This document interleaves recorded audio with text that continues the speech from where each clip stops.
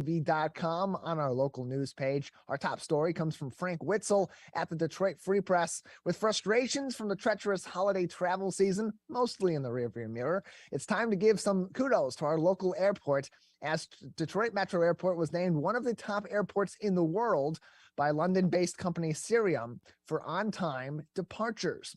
Of the nearly 300,000 flights out of Metro Airport last year, just under 83% of them departed on time. Across the globe, the rankings and percent on-time departures from a 1 to 10 were ranked number 1 Haneda Airport in Tokyo, Japan, where 90% of the flights left on time. Kempegowda Airport in Bangalore, India, 84% on-time departures. And then here in the U.S., Salt Lake City International Airport, 83.87% on time. Detroit came in at number 4, Detroit Metro Airport, seeing 82.62% of its flights in 2022 departing on time. Then followed by the Philadelphia International Airport at 82.5%.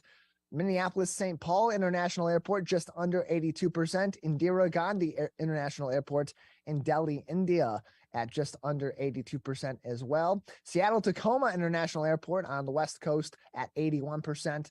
And then South America, El Dorado International Airport in Bogota, Colombia, 80.72%. And rounding out the top 10 international airports in departures, Charlotte Douglas Airport at 80.68%. But Detroit coming in top 5, number 4 overall in the world by Cirium, this London-based company ranking the best on-time departures from international airports across the globe. All that being said, don't get too confident, Detroit. You are still recommended to arrive at least 2 hours prior to your scheduled departure for domestic flights and 3 hours prior for international flights out of Detroit Metropolitan Airport in Romulus. Also making headlines today from Sarah Rahal at the Detroit News with its latest metrics on COVID-19 coming in on Tuesday. The Michigan Department of Health and Human Services has reported that Michigan has surpassed 3 million cases of COVID-19 throughout the pandemic, less than 1 year after surpassing 2 million total cases across the pandemic in the state on February 4th of last year. Michigan added 9,814 new COVID cases over the past week, as well as 165 deaths, with a 0.2% increase in percent positive cases from test results that were given to the state during that time period. In terms of deaths, they are on the increase, but according to Michigan Medicine's Dr. Preeti Milani, health experts are not concerned about the recent increase in COVID-related deaths at this time. In Ann Arbor, precautions being taken in their public school district as the schools have instituted a mask mandate that's in place for the next 2 weeks, this week and next week, for indoor activities following students returning from their winter break on Monday. Stating, quote, during this time of return from travel and social activities, the requirement of masks while indoors at school is a measure to reduce the spread of respiratory illnesses and related absenteeism and to prioritize health and in-school learning, particularly as a transition time following winter break. We all understand the critical importance of our students and staff being present for in-school learning on every day possible, and closed quote. That coming directly from the office of Superintendent Janice Kerr-Swift of the Ann Arbor Public School District. Finally, making headlines today on CivicCenterTV.com's local news page from Mark Torregrossa at MLive. You know what that means? That means we got a weather pattern coming in, and in fact, a storm pattern over the Pacific Ocean has caught the eye of local weather forecasters as it's expected to impact lower Michigan in the coming days. The storm is currently just a few hundred miles off the coast of California, but will make its way to the local area likely on Thursday and throughout Friday morning of this week.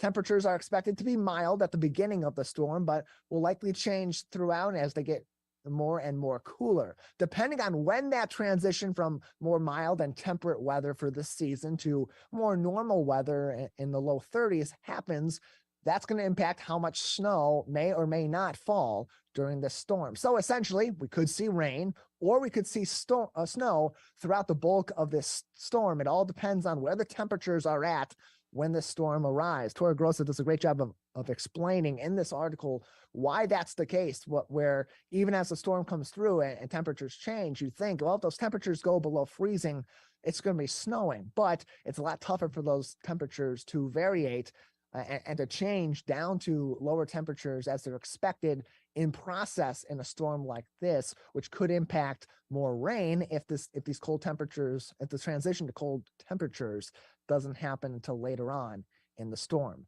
Directly in this article, quoted from Mark Torregrossa, quote, "This wouldn't be a several-day blizzard. It would be a 12-hour snow with a few hours of maybe 1 inch per hour snow intensities," and closed quote. More information on this and to keep up and updated on this particular storm coming in, there is a link in this article for further updates from Mark Torregrossa and the team at MLive as we approach tomorrow, the storm expected to come in and with rain and or snow through Friday morning. All of those headlines are on our website, civiccentertv.com, on our local news page, along with links to COVID-19 updates from the Centers for Disease Control and Prevention, the Michigan Department of Health and Human Services, as well as the Oakland County Health Division. We have a great show ahead on this Wednesday edition of the Megacast, packed program with lots of important information coming up. Up next, we'll get an update on what's making news in economics and in the markets with Michael Greiner from Oakland University, and then a programming note. Of course, we usually will have Michael on the program with us on Friday. This week, our last show will be on Thursday as we have other regular programming happening during our show time on Friday morning. That being said, we'll still have some coverage of what's going on in the local area on Friday morning and throughout our show times. Stay tuned, civiccentertv.com for more information and to watch us live as well across Civic Center TV on Comcast Channel 15, AT&T Channel 99, and on our web stream as well at civiccentertv.com. But instead, we have Michael coming up right here next on our Wednesday edition of the Megacast. We thank you for tuning in. Stay tuned. This is the Megacast. There are many different kinds of noses. Our noses can sniff out all kinds of things. Good things and bad things. Your nose knows if those sniffles are just a cold, allergies, or COVID-19. So swab it. Test it. It's good to know. In the face of COVID-19, staying healthy is important. And now the same is true in the face of flu.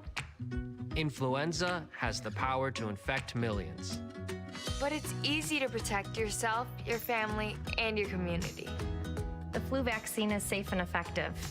And with COVID-19 still around, It's essential. Together we can face flu season head on. Visit michigan.gov/flu.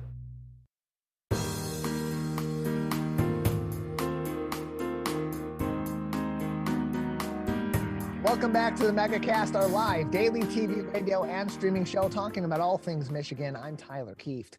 You can learn more about our program on civiccentertv.com/megacast, where you'll also find information on all of our partnering stations and find our full shows and each individual interview on demand. civiccentertv.com/megacast, the place to go for all of that. Joining us now on the program is a man who joins us each and every week to talk about the latest in economics and the markets. It's Michael Greiner, assistant professor of management at Oakland University's School of Business Administration. Michael, thanks for being with us today. It's great to be here. Feels a little strange being here on a Wednesday, but I'm glad to be here anyway. Yeah, it feels like it's just been maybe a couple of days since we last spoke, and that's because it has. Yeah. It's only been since last week Friday, but plenty has happened since then, or plenty we've learned since then that's impacting the markets and will be impacting our economy going forward. We just had previously mentioned on the program another point that Detroit Metro Airport was recently ranked number 4 in the world in terms of on-time departures. But that maybe not going to be such great news for people that were stranded at Detroit Metro Airport because of their Southwest airline flights during the holiday season, and that's having a big impact already on one of the largest airliners in the entire world. Southwest Airlines undergoing really a meltdown as a result of the fiasco during the holiday season. Just how much of a hit has this airline taken from that fiasco just a couple weeks ago? Yeah, a huge hit. And just as an aside here, one thing that you mentioned that I think is a great point is that we're very fortunate here in Detroit with our airport. We don't realize what a great airport it is compared to other airports. I've had the opportunity in the last couple months of being in especially some West Coast airports, and they are terrible, and you just can't get through security. And our security is much faster here. It's a much better place to be. So we're very fortunate in that regard. But you're right about Southwest. They are not doing very well. And it has to do with that storm that we had right around Christmas time. Now, that storm obviously affected all airlines, and all airlines to some extent had a certain number of cancellations as a result of it. But Southwest cancellations went on for days. And I'm sure everybody heard about that on the news. And I can tell you personally, this really affected me because usually for my Christmas vacation, I fly via Southwest to Baltimore, and they've got really good service there. This time, fortunately, we drove, but had we not driven, we would have been caught in this whole fiasco. And now it turns out that Southwest is going to basically turn what up until now had been a profitable year into an unprofitable year, losing $825 million or more as a result of this fiasco. Now, most of that money goes to a combination of either lost revenues or refunds that have to be given back to customers who were inconvenienced as a result of these cancellations. But one part that's untold at this point is how much it's going to cost them to address the fundamental problem here. You see, the reason this happened to Southwest and not to every other airline out there is that Southwest has been underinvesting in their technology now for quite some time. There's some criticism there, frankly, by both travelers and some of the airlines unions about the fact that Southwest has been giving pretty substantial payouts to its shareholders over the past few years to the tune of about $10 billion, I believe, in the last 5 years, while at the same time not investing money into a new computer system, which everybody knew is desperately needed. In fact, they even talked about the fact that they had to make this investment in a securities filing that they made last year. So this was no surprise to Southwest or anybody who's involved in it. The problem is that they kind of have this balancing act of, do we invest here for the long run, or do we try to make the shareholders happy? And unfortunately, it appears that Southwest made the decision too much of trying to make the shareholders happy. Well, it came back to bite them in the butt. Southwest, as I say, they turned what had been a profitable year into an unprofitable year. And as a result of that, I think that there'll be a big rush for them to try to upgrade their computer systems. But at this point, it's kind of a cautionary tale, I think, for businesses that you can't just kind of keep putting off these long-term investments because you never know when something's going to happen that's going to cause a problem and really hurt your shareholders. Another issue with Southwest Airlines and the problems that they had, because they weren't the only airline that had delay issues because of the storm during the holidays, but really it's the format that they run their airline that's so different from the rest of the industry, where these other airlines like Delta or American, they have their certain hub cities across the US where Southwest, while they're based out of Dallas Love Field Airport, they don't really have set specific hubs all over. And so that ends up leaving them in a situation where if they have a mass amount of delays, their crews are behind 2-3 flights at certain times. And so they had to do what they did, which was have further delays and kind of do a hard reset. That's what's resulting in what's estimated at about $850 million in costs to get this thing right following the meltdown at the holidays. And some better news, another good jobs report came out recently. What sort of impact will that have on inflation, or how is inflation maybe related to that jobs report? Well, what's interesting is a lot of economists are kind of characterizing this recent jobs report as almost a Goldilocks report, where we're kind of getting into just where we want to be. Now, granted, hiring is higher than probably is sustainable in the long run, but it's slowing down a little bit. Not so much, though, that people are starting to feel it. There's still pretty robust demand out there for workers. People are able to get jobs. The unemployment rate is still at a near historic low, and the essentially the quitting rate, as well as the unemployment benefits rate, people filing for unemployment benefits, those are also very low. So it really shows some very strong, sustainable energy that we have within the jobs market, despite the concerns that many people have that we could be going into a recession. Now, the bigger issue, of course, is that the Fed has been watching the jobs market to say, is this going to be something that continues to power inflation? And if so, we need to kind of tap on the brakes by raising the inflation rate, or the interest rates, and continue to kind of slow down the economy so that we're able to get inflation under control. Well, part of the good news about this report is that it seems that wages haven't been going up quite as fast as they had been in the past. So the hope is that we're starting to see a slowdown in the increase in wages, which would then lead to a slowdown in inflation, while still people being able to find jobs. And that's kind of the goal here, which I think everybody is hoping for, which is that we get what's called a soft landing to this issue of inflation. You know, we've had experiences where, there's high inflation or some type of economic crisis, and then you have a terrible recession that follows. We had that happen, for example, after the 2008 financial meltdown. There are other examples where we had a bit of a financial issue, and then the economy was able to move forward with kind of a little bit of a bump. And we saw that in, say, the early 1990s. So the hope is that now we're going to experience something a little bit more like we had in the early 1990s than we had back in 2008 or the early 1980s. And we have this kind of soft landing where there's still jobs out there. Maybe we see a little bit of a slowdown in the increase of wages going up, which will allow inflation to come down a little bit. And hopefully that's going to be a sign to the Fed that maybe they can slow down on the increases in interest rates that they've been doing. And in fact, we have already heard some indications from some members of the Fed that maybe they should be looking at slowing down their rate increases. So hopefully this is a good sign. Hopefully this means that we're on the right track. It's too early to say that the job is done yet, but it probably is a good indication that we're at least heading in the right direction. We're joined by Michael Greiner on today's edition of the Megacast, Assistant Professor of Management at Oakland University's School of Business Administration. You can find more information on Oakland University programs at oakland.edu. Another measure being taken by bureaucracy here in the United States, the Federal Trade Commission has put a pretty significant proposal out there that would block companies in some capacity from limiting their employees' ability to work for rivals within the industry, or non-compete clause. It's something that is pretty common across many industries, including in my industry in broadcasting.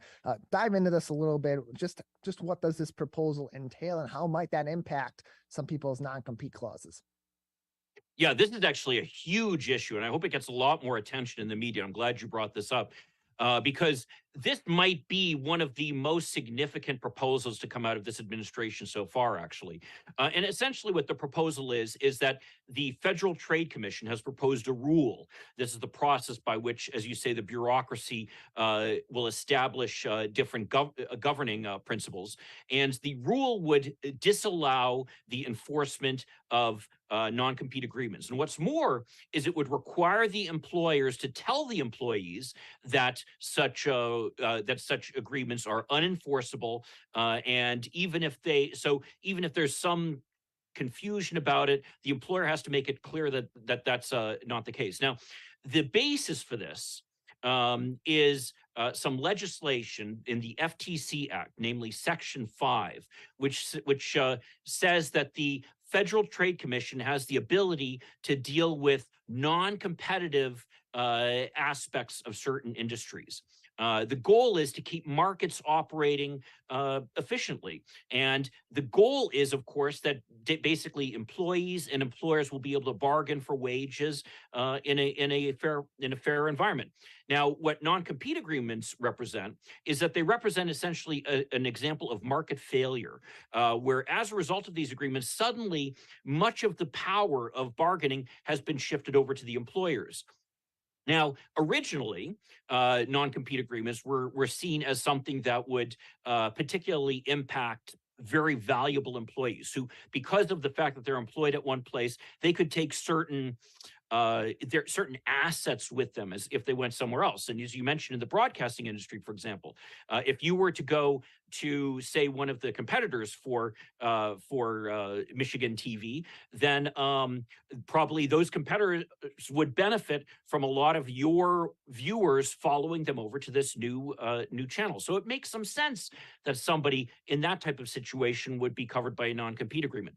Similarly, if you're someone who's, say, a software engineer who has exposure to some trade secrets, that might be another example where maybe it makes sense to have a non-compete agreement governing your relationship with the company.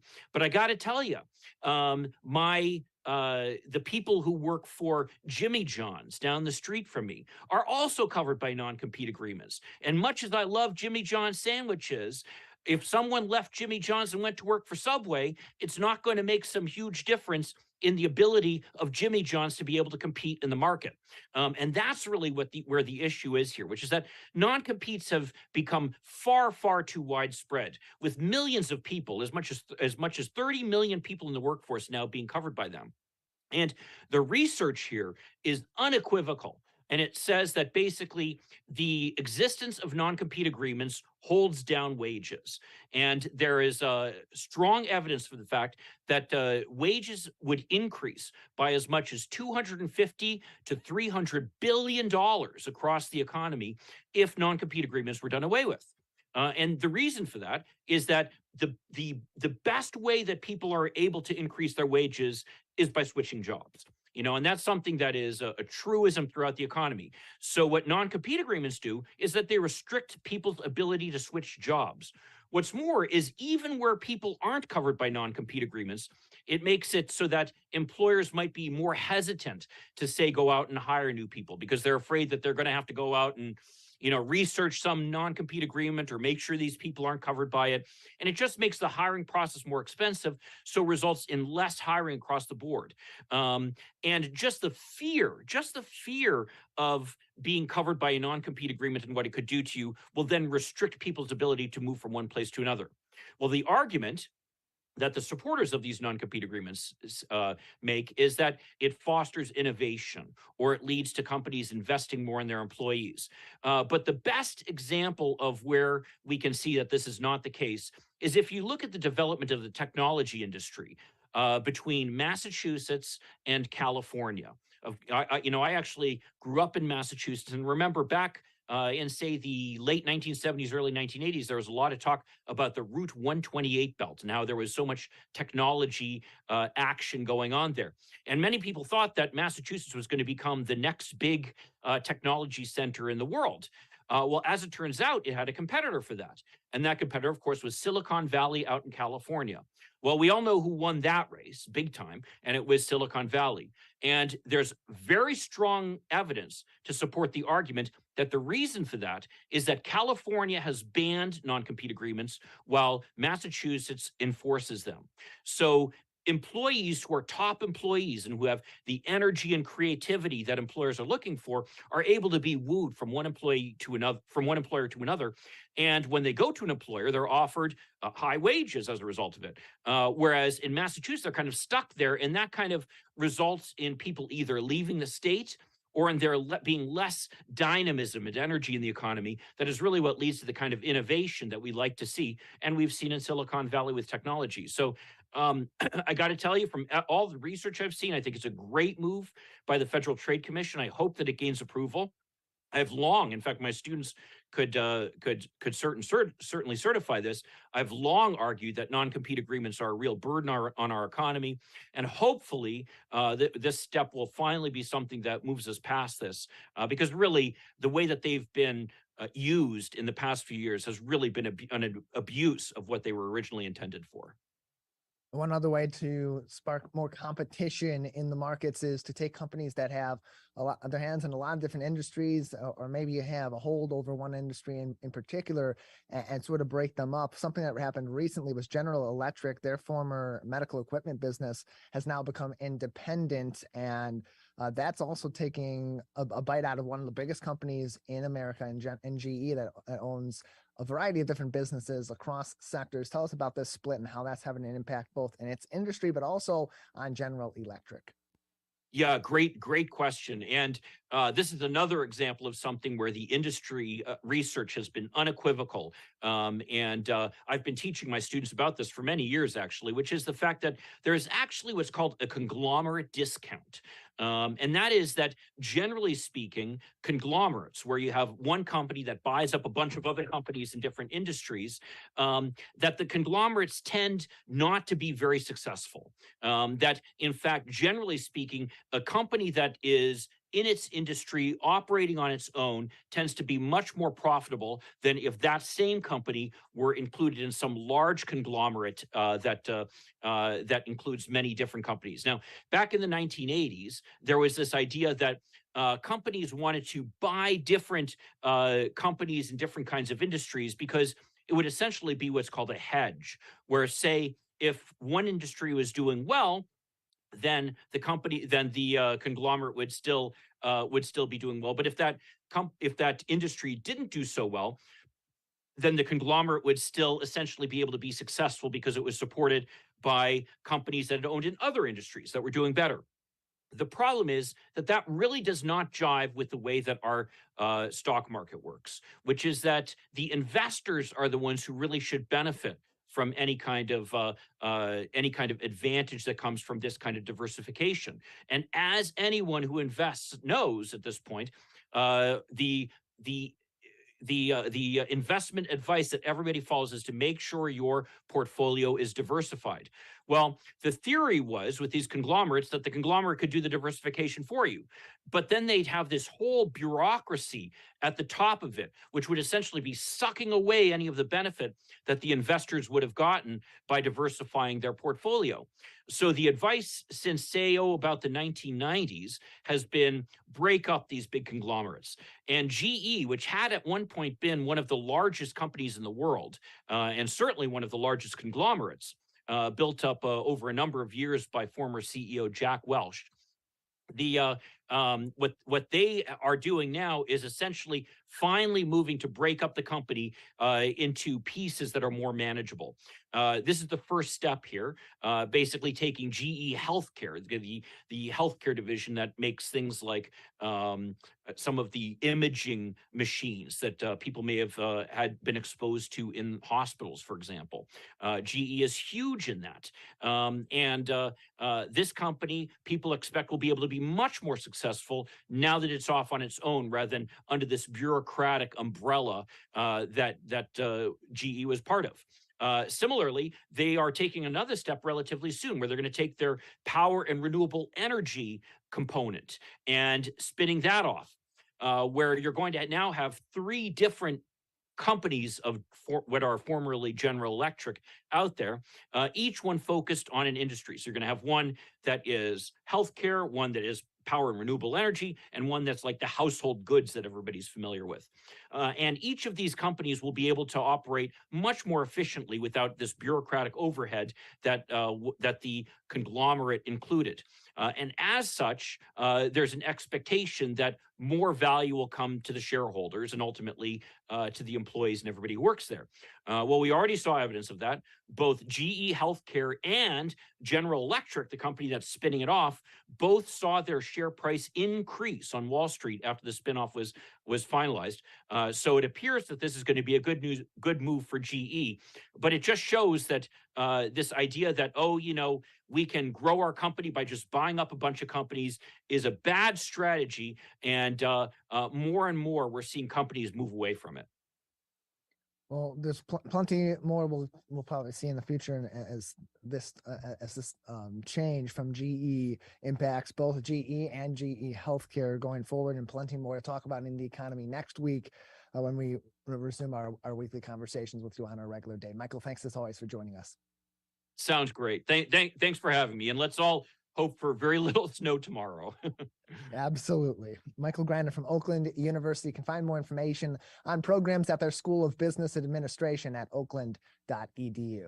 We'll take a break. On the other side, when we come back, we'll talk to Dr. Jamie Tawil about why it's important as we begin a new year that you and your kids check in with their primary care provider and what that can do to prevent some common ailments from turning into some major issues for you and yours. That's coming up next on the Megacast. Hey Laker fans, do you know a friend or neighbor that volunteers in Greater West Bloomfield? We would love to help you recognize them at the 51st Annual Michigan Week Awards. Countless members of the communities of Orchard Lake, Keego Harbor, Sylvan Lake, and West Bloomfield give their time and talent daily without regard for recognition. You can help recognize these individuals and organizations at our awards breakfast next year on May 12th, 2023. Nominate your neighbor or organization starting January 28th, 2023. Go to michiganweek.org for details.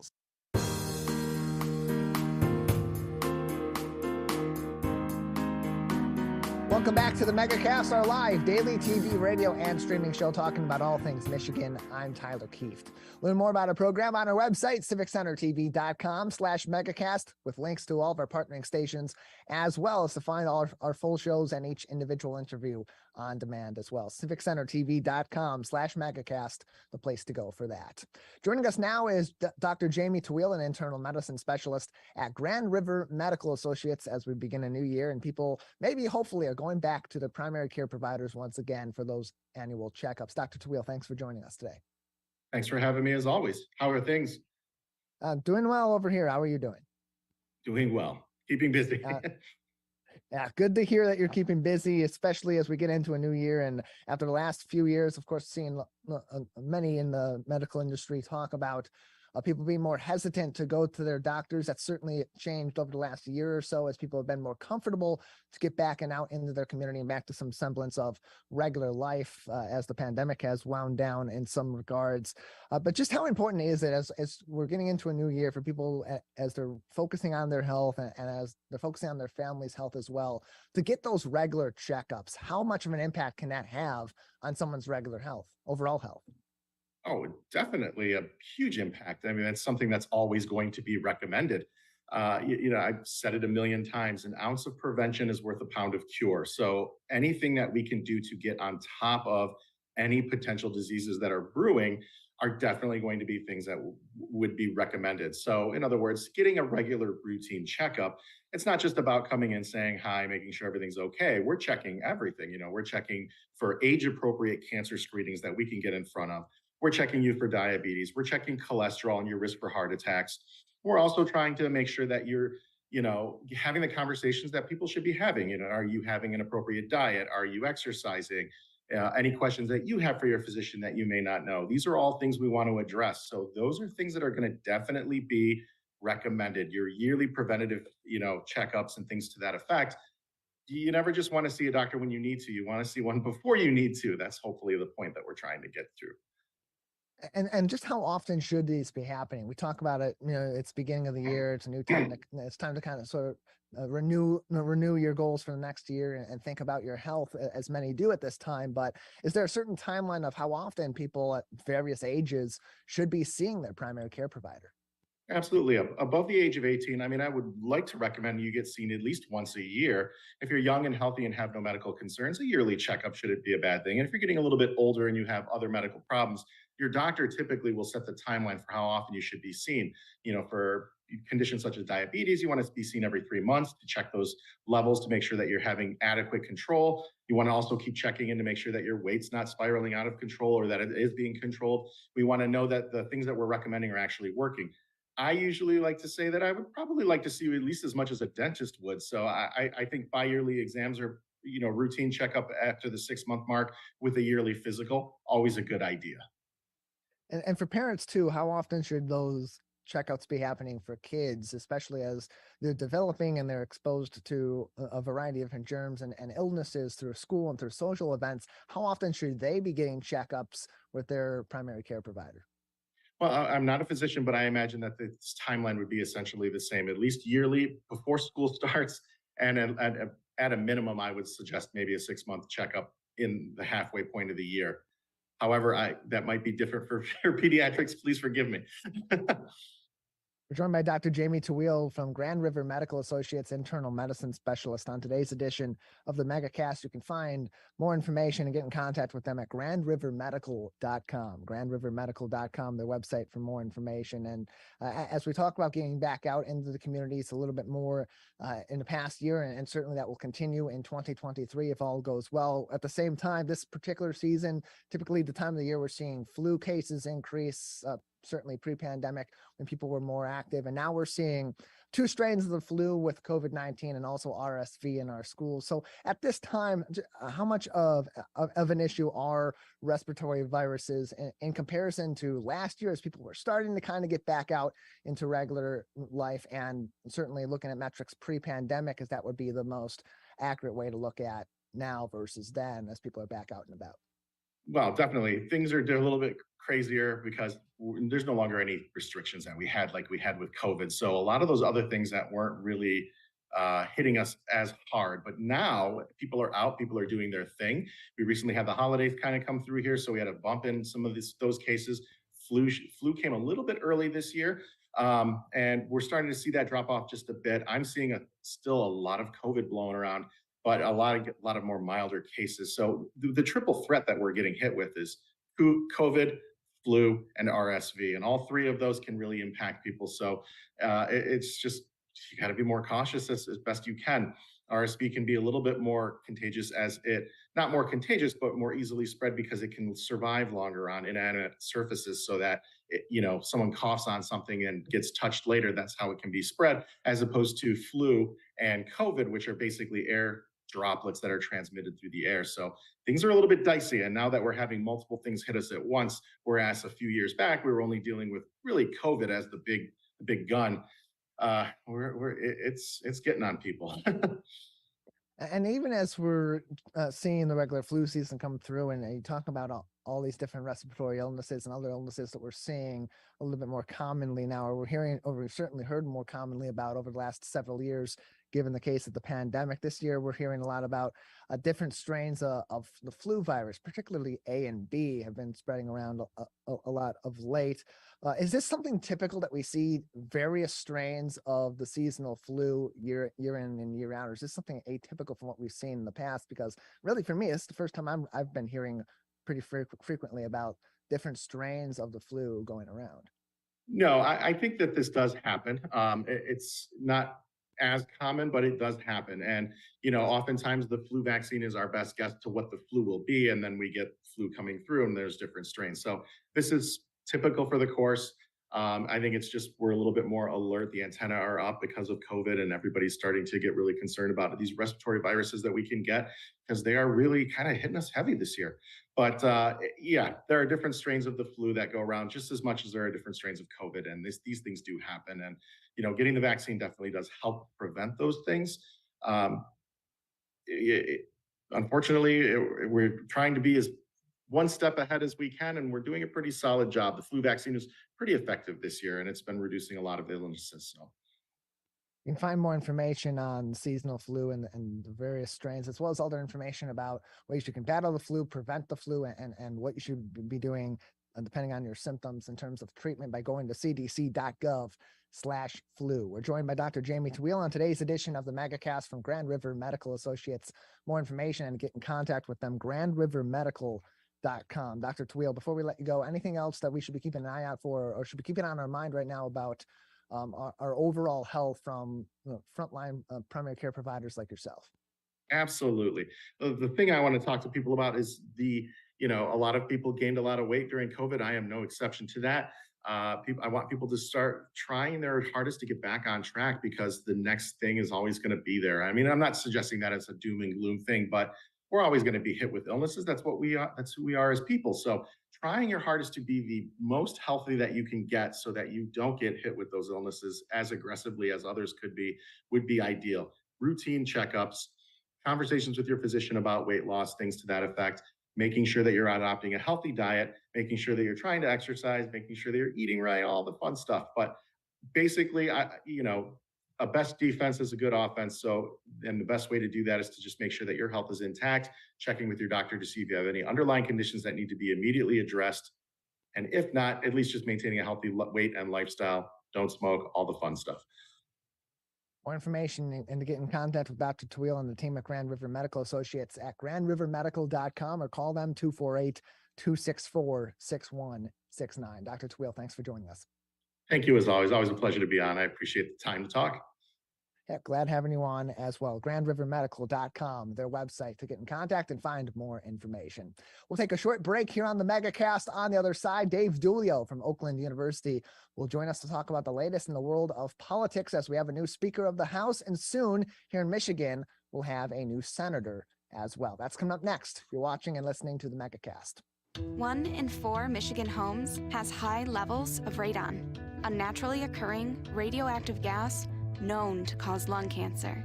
It doesn't matter where you live or what type of home you have. You won't even know it's there unless you test. So don't wait. Testing is cheap and easy. And if there's a problem, it's simple to fix. Visit michigan.gov/radon to learn more. We took action. Will you? Many people are feeling overwhelmed and struggling with mental wellness these days. So be kind to your mind. Give yourself permission to breathe. Share your feelings. You are not alone. Have hope. Talk to a Stay Well counselor for free confidential help 24/7 through the COVID-19 hotline.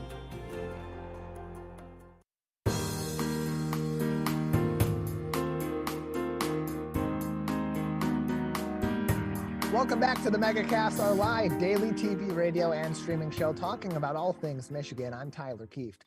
Learn more on our program on our website, civiccentertv.com/megacast, where you'll find links to each and every one of our partnering television, radio, and web outlets that join us every day live to tape for our shows, and find our full episodes and each individual interview segment on demand as well. All of that on civiccentertv.com/megacast. Joining us now is a professor of political science at Oakland University, where he also serves as the director of their Center for Civic Engagement. Dave Dulio with us once again on the program. Dave, thanks for being with us. Thanks for having me, Tyler. Good to see you. Good to see you as well. Plenty has happened over the past week since we last spoke. At that time, there was no Speaker of the House of Representatives on the U.S. level. Now there is, after 17 votes. Kevin McCarthy finally named the Speaker of the House, but it's not quite that simple. His power isn't quite what it typically is for a House Speaker, given the number of concessions that he made to the so-called Freedom Caucus, those 20 or so Republicans that were holdouts for those 17 votes. So Dave, as we look at this situation from the outside looking in, and from what we know about what deals were made behind the scenes between McCarthy and the Freedom Caucus and others in the Republican Party, just how much of his power has been sort of diluted by this whole process? Well, I think that's going to play out over the next weeks and months. I think there's some things that are in there that, at least based on the reporting that we've gotten, that would lead us to say that he's weaker. I think Matt Gaetz noted that he's now that McCarthy's going to be the weakest speaker, in a long time, and I think that's Matt Gaetz's interpretation, right? I think from my reading of it, the bulk of it was, these members wanted certain considerations. They wanted things that were going to be voted on, for instance, a term limits for members of Congress bill, balanced budget, and which are things that are not terribly controversial. I think the where McCarthy might be weakened is with the one provision that allows simply one member of the House of Representatives to call for a vote, basically a vote of no confidence in the Speaker, to oust the Speaker, right? If one member stands up and says, I think we should have a new Speaker, then the House is going to vote on McCarthy as Speaker. And I think that's where, behind the scenes, McCarthy may have to maybe watch what he does or watch how he works with with those 20, or maybe even the Freedom Caucus more broadly. But, I think that the powers of the Speaker to set the agenda, to control the schedule, to really make the House of Representatives run in a way that he sees fit, I don't see that changing very much.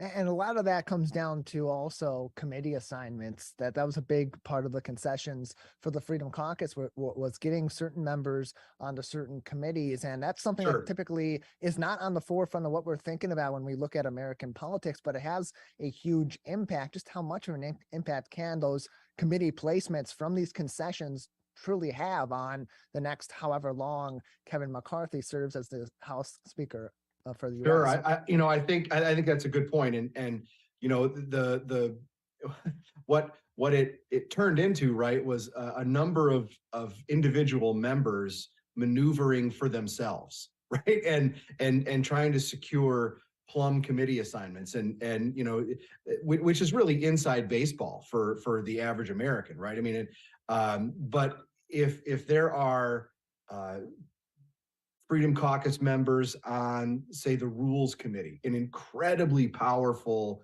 incredibly influential, small group of members, that might shake some things up. But that remains to be seen. I think where you could really have a bigger influence is in the committee chairs or subcommittee chairs. But even then, it still comes down to House Republican leadership with McCarthy at the top. Years and years and years ago, there was a time when committee chairs ruled the day in Congress, and that is no longer the case. It has been replaced with an era where a few members of the leadership, like the Speaker or the Majority Leader in the Senate, are all powerful, right? And we'll see just how much these concessions that McCarthy had to give in on, and that those 20 holdouts were able to extract. We'll see how much impact that really does have on the power of the Speaker. We're seeing that the Freedom Caucus not just having an impact in Washington, D.C., but in several states across the union, too, in the state houses where Freedom Caucuses have arisen, including here in the state of Michigan. So just how much just how far of a reach is this Freedom Caucus having in terms of impacting even state politics, particularly here in Michigan? So I think that to this point, those members they've been there, right? They just haven't organized themselves into a formalized group like a caucus, right? So, they're in Michigan.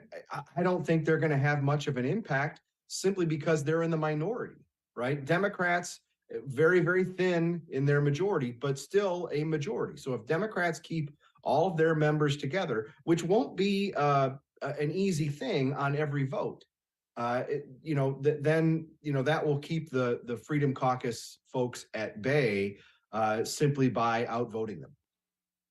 We're joined by Dave Dulio on today's edition of the Megacast. He's a professor of political science at Oakland University, where he also serves as the director for the Center for Civic Engagement. You can find more information on programs and discussions through the Center for Civic Engagement at oakland.edu/CCE. Lastly, some big news in state politics and national politics. After over 20 years of service, Senator Debbie Stabenow will conclude her term in 2024, not running for re-election. And that opens up a big discussion in 2024 for state politics as well, where this is already a key battleground state, certainly in the presidential election, and a place where a lot of eyes, both from the Republicans and the Democrats, are on. And now with Stabenow giving up that seat where it's really been her and Gary Peters for a number of years in those two seats, it opens up a big opportunity for both parties. So where is that at right now? How much of an emphasis is on putting the right candidates out for that position in the future, especially for the Republicans who haven't held that seat in quite a long time? Yeah, I think, the best way to think about that right now is the maneuvering has begun, right? The behind the scenes jockeying is well underway. And, you've seen some things that have been made public, right? That, for instance, Candace Miller on the Republican side has said she's not going to look at a run. Congressman Kildee up near Flint has said he's not going to run. And then you've got others like Senator Ruth Johnson, Oakland University alum, by the way. Senator Ruth Johnson said that she's going to look at it. And just yesterday, Garland Gilchrist, the lieutenant governor, said, yeah, we'd be silly not to think about it, or something to that effect, right? So and I think that Gilchrist and Ruth Johnson really are no-brainers in terms of the kinds of folks that you would think would be considering a run. But the ones that are most interesting, in my view, are the ones that haven't said anything or have said very little, right? And at the top of those lists, I think on the Democratic side is Alyssa Slotkin, congresswoman from the Lansing-based district. That's sort of mid-Michigan or in the center of the state and in the lower third of the state. She is she would make a fine Senate candidate. She can raise a bunch of money. She has won in a competitive Republican-leaning district every time she's been up for re-election, and she's got a national security background. I think that she's got to be at the top of the list for Democrats, at least in one of the lanes that you imagine would be competitive, right? And there are others out there, right, that would be in different lanes.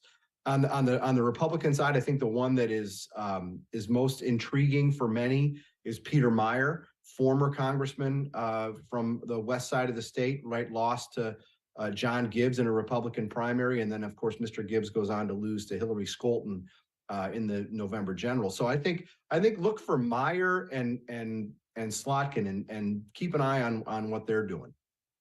Yeah, plenty of names already being thrown out there. It really seemed like just moments after the announcement was made by Senator Stabenow, we started to hear the rumor mill begin to circulate with names all across the board and across both parties, and certainly going to be something that we look at going into the future. But it also has a big impact on our other senator, on Gary Peters. How much of an impact does it have on his changing power in politics here in Michigan, especially in the Democratic Party, where Stabenow has been the wily vet for a while, but Gary Peters has many years behind his power now and will be the most long-term incumbent senator come 2024. Yeah, I think Gary Peters is absolutely making a national name for himself, and he is his office touts a ranking that seems to come every year, that he's named by a group that watches these sorts of things, the most effective U.S. senator.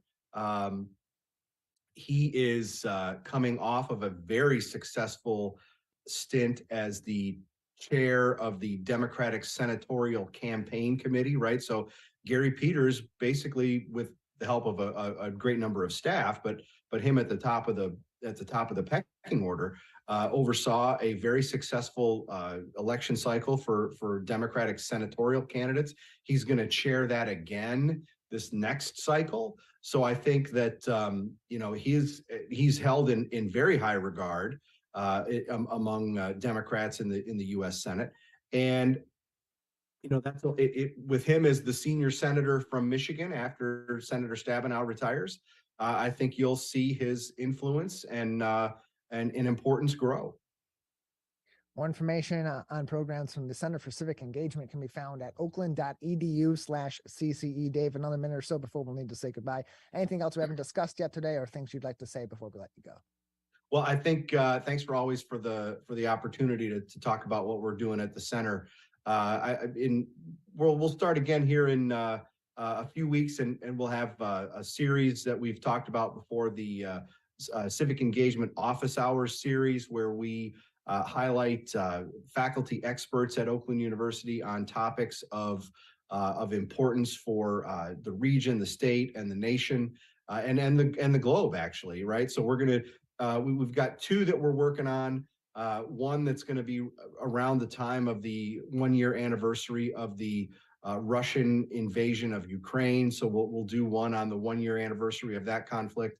And then in March, we're going to tackle a topic that has seen a lot of attention in the news lately, and that's the growing, seemingly list of anti-Semitic cases around the country, right? And we're going to focus a bit on college campuses, but also get into the broader question as well. And when we get closer to both of those, we can talk about some more of the details. More information, oakland.edu/CCE. Dave, thanks as always for joining us. Thanks for having me. Appreciate it. That's going to do it for today's edition of the Megacast. As always, you can keep up to date with us and find our full shows, each individual interview segment, and more information on all of our partnering stations across the Great Lakes State on civiccentertv.com/megacast. That's it for today's show. We'll return. My Michigan TV is streaming everywhere on Apple TV, Roku, Fire TV, and